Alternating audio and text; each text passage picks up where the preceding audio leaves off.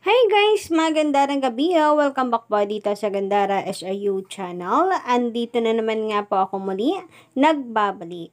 Ang nag-iisa po ninyong nagmamagandang ka-digital weekends upang maghatid ng latest update and fresh happenings patungkol sa TVJ. Basta mga balita na may kinalaman sa Itbulaga, sagot na po natin yan. Ganon din po sa mga balita sa loob at labas ng showbiz. Kaya naman, kung isa ka sa hindi pa nakaka-subscribe dito sa aking channel, maaari lamang napindutin po ninyo ang subscribe button at ang notification bell para kayo maging updated sa mga chika na atin pong nasasagap araw-araw at para ma-notify ka kapag mayroon po tayong mga bagong reaction na video single sa mga chismis na atin pong nakakalap araw-araw. Samantala, para naman nga sa gabing ito, ang atin pong pag-uusapan ay pumapatungkol nga po rito sa ating nakalap hinggil sa ratings ng Itbulaga na kung saan hindi po nila isinama dito po sa mga listahan ng mga programang ating napapanood dito sa Pilipinas. So, naroon ang It's Showtime, ang mga palabas po ng GMA at ng TV5. Pero bakit ganon? Tila bukod tangi pong Itbulaga ang nawala doon. Gayong pasok naman po ang ratings nila. Pasok naman sa top 15 ang programang Itbulaga. So, anyari? Ito po ba'y sinasadya or sadyang honest error lamang ng gumawa po or nag-edit ng ratings na ito? So, ang dami pong katanungan, mga kadarikad. So, ayan o, kung makikita po ninyo rito, talagang wala po sa listahan ang Itbulaga. Kung iisa-isahin po ninyo yan, ang dami nga pong naghahanap Sinasabing nagsara na ba, borado na ba ang Itbulaga? Bakit wala ang EB? Sinadya ba talaga pong tanggalin ang EB?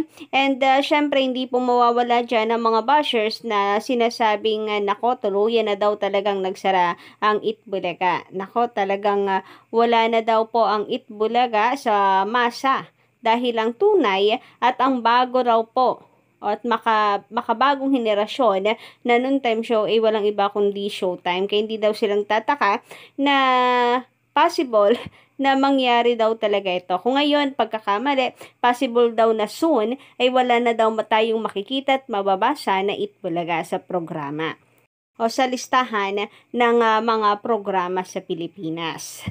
Pero ngayon lang naman po ako naka-encounter nito mga kadarikas mula sa post ni Yera. Kasi usually talagang dito po tayo tumitingin ng rating sa post ni Yera. Pero anyari nga bigla pong nawala. Baka pagkakamali lamang po ito. So unawain na lang po natin pero sana soon.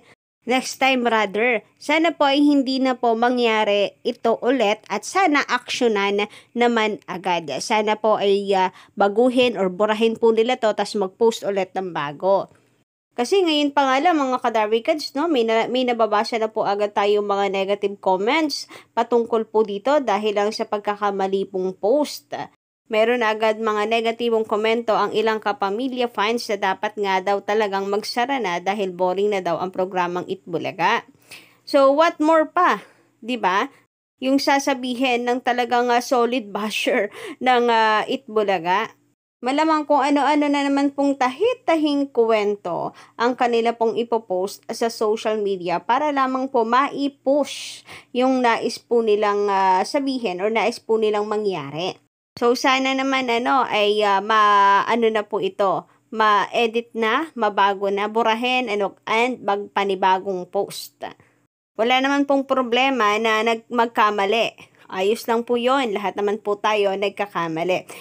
Pero tulad dito, ang dami na nagkokomento, siguro naman nakarating na rin sa kanya na may mali dun sa post na yon. So, ituwid yung pagkakamali kung hindi naman po ito intensyon, hindi ba? Maintindihan pa po natin kung talagang wala pong lumabas na ratings ng Itbulaga noong July 1 na 2024 para magkamali po dito or para hindi po mapasama talaga ang Itbulaga sa listahan. Pero hindi may lumabas pong ratings. Ito nga po from Lionheart or Lionheart TV. Ang Itbulaga po ay naka 3.5% na kung saan pasok po sa top 15 ng TV programs. O, eto po July 1, 2024, Monday. Kung 3.5 ang Itbulaga, bakit wala po siya dito sa top 15 or kahit top 16 naman lang kasi 3.7 po pala ang High Street. So, kahit dun po sa 16 wala. Kasi 3.5 ang Itbulaga pero tinanggal po nila or wala po dito, 'di ba? Something fishy din eh. Alam mo yon, mapapaisip ka rin po talaga eh kung nagkamali lang or sinadya. There's something fishy about it. Lalo na't kainitan po ng chismis na ang Itbulaga daw ay mawawala na. Tapos ganito. Kaya hindi rin po natin masisisi yung ilan pong Legitaricans na maimbyerna na sa mga ganito. Anyway, sabi naman dito ni Rene, isa po sa ating mga commentor dito sa ating channel. Comment po niya sa mga nagdaan nating update. Shoutout po sa inyo, magandang gabi. Ang tunay na programa nagbibigay tulong at saya. Pero mas pinaka-importante, kinapupulutan ng aral. Yes, guys! 1,000 to 1 million times agree po dito. Ang importante, kinapupulutan po ng aral na unti-unti na nawawala sa isipan ng mga kabataan dahil sa makabagong henerasyon. Salamat TVJ at Itbulaga sa pagiging part ng aming buhay sa tuwing tanghalian.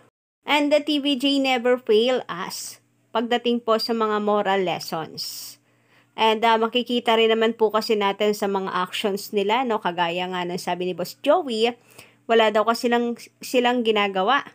Kagaya ng interpretasyon ni Maine Mendoza na wala kasi silang ginagawa ng anumang action na alam niyo yun, mga violenteng actions, you know, na hindi po magandang mapupulot ng mga kabataan. Kung nagkakamali man, itinutuwid din agad nila. Ito yung kagandahan sa Itbulaga.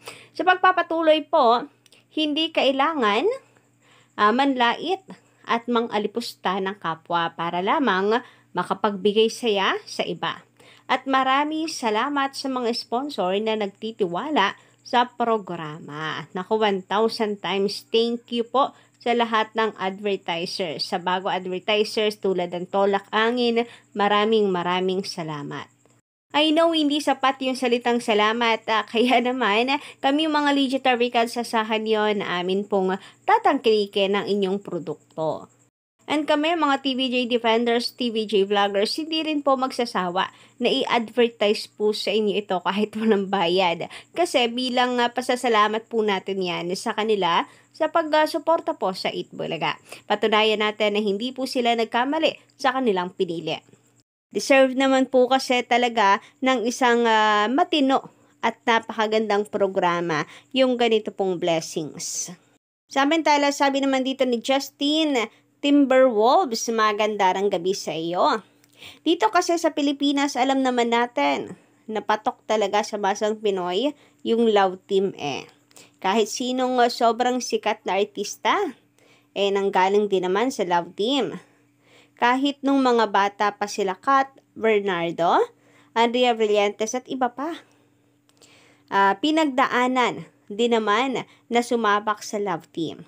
At si Maine Mendoza din, di ba? For Karen Ice Troop, tingin ko naman okay lang kung magkaroon siya ng teen match kung sakaling isasabak siya sa aktingan, yung pang-puppy love na team lang. Well, about dito, opo nga, no? Ang dami rin kasing negative comment just because love team, bata pa daw si Karen. Pero kayang-kaya naman lagyan po yan ng twist like bilang kabataan, ayan, dumadaan naman po talaga sa ganyan, nagkaka-crush, etc. Pero pwede pong ilagay nila sa aral doon ay yung bigyan ng importansya. Of course, yung pamilya, pag-aaral, yung kapatid, di ba? And teach us, lalong higit yung mga kabataan na ibalanse. Importante pa rin sumunod sa mga payo ng mga magulang. Napakaganda rin nga pong tema niyan kung tutuusin. So I agree with that na sana magkaroon po ng Barangay Cinema Part 3. I hope TVJ, alam ko si Boss Joey mahilig pong mahilig sa social media, laging updated. So I hope na makarating po ito sa kanya, no? And mapagbigyan po tayo. And magiging click yan for sure, guys. Itbulaga baka naman, 'di ba? Sa pagpapatuloy pa po dito, kagaya nga ng nabanggit, wala namang magiging mali siya doon. Total, patok talaga sa Gen Z yung mga ganyan eh. Tama si Gandara, lahat naman halos ng teenager pinagdaanan yung ganyan. Yang ganyang stage, Puppy Love. Yung talent ni Karen Aistrup na singing and dancing, andyan na yan. Tatak na yan, hindi na yan mabuburas sa kanya dahil napatunayan na niya na talented talaga siya. Mas konting push pa for more exposure at popularity, sigurado mag-skyrocket ang career ni Karen Aistrup. And kung sisimulan nga po nila dito, halimbawa mag-click yung Puppy Love team, yung mga talents talagang likas ni Karen, talagang uusbong at uusbong po agad-agad. Mabilis na lamang po yan, basta mag-click. Ito pong suggestion natin. Total, ang dami kong nababasa, lalo na po sa X, na humihingi po na exposure ni Karen po talaga, lalong higit po mga kabataan. Talagang sila yung nagpo-push na TVJ, baka naman gustong-gusto po namin na laging makita si Karen. So kayo ba guys, anong inyong say patungkol naman dito? Pa-comment naman sa baba. And don't forget to click the subscribe button and notification bell for more updates.